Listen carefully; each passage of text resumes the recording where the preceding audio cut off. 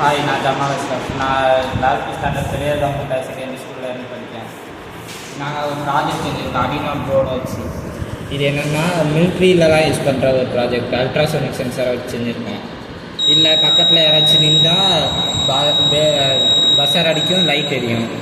இப்போ இந்த பார்டரில் இப்படி வச்சாச்சுன்னா யாராச்சும் எனிமீஸ் இப்படி கிராஸ் பண்ணி போனாங்கன்னா அடித்து அலர்ட் கொடுக்கும்.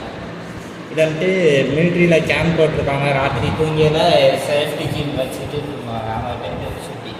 அதனால் யாராச்சும் எனிமீஸ் கிராஸ் பண்ணாங்கன்னா டக்குனு டென்ட்லேருந்து எரிச்சுட்டு பார்க்க யூஸ்ஃபுல்லாக இருக்கும். ஓகே, இங்கே இந்த மெட்டீரியல் பற்றி எக்ஸ்பிளைன் பண்ண முடியுமா? இது வந்துட்டு அடினோ போர்டு வச்சு யூஸ் பண்ணியிருக்கோம்.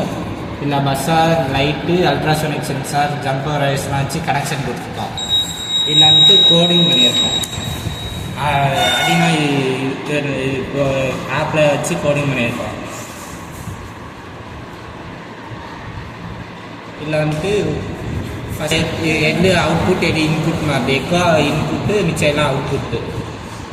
அப்போ எக்கோவில் இன்புட் வரையில் மட்டும் இதற்கு லோனா ஆஃப், ஹைனா ஆன்.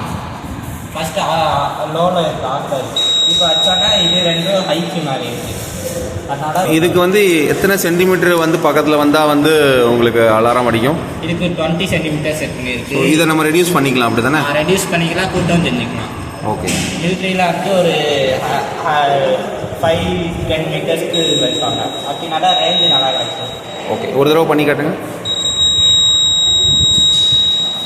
இல்லை இப்போ எமர்ஜென்சி கார் மூவ் ஆச்சுனாலும் தெரியும். ஓகே.